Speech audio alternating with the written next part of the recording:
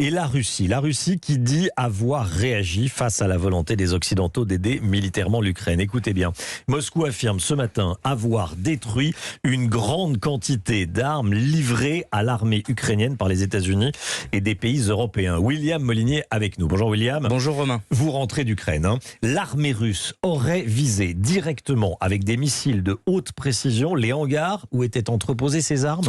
Oui, c'est en tout cas effectivement la version de l'armée russe qui dit avoir envoyé ces missiles missiles de haute précision qui auraient été tirés depuis la mer sur l'usine d'aluminium de Zaporijjia. Impossible évidemment à ce stade de vérifier de sources indépendantes s'il y avait bien à l'intérieur des armes livrées par les Occidentaux. Les autorités ukrainiennes n'ont pas encore réagi officiellement. Depuis quelques jours maintenant, les premières livraisons d'armes américaines arrivent sur le front. 18 obusiers l'ont été en début de semaine. 72 autres doivent être acheminés dans les prochains jours. Et c'est effectivement un défi logistique pour les Ukrainiens avec ce risque que les convois et les stocks ne soient ciblés par les Russes qui ont déjà démontré qu'ils étaient capables de frapper avec des missiles de croisière n'importe où dans le pays.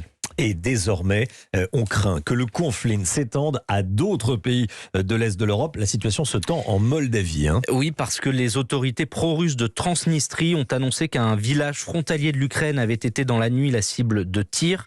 Ce village hébergerait un important dépôt de munitions russes. Hier, il y avait déjà eu des explosions que Kiev avait attribuées aux Russes. Les autorités moldaves ont appelé au calme et renforcent la sécurité dans le pays.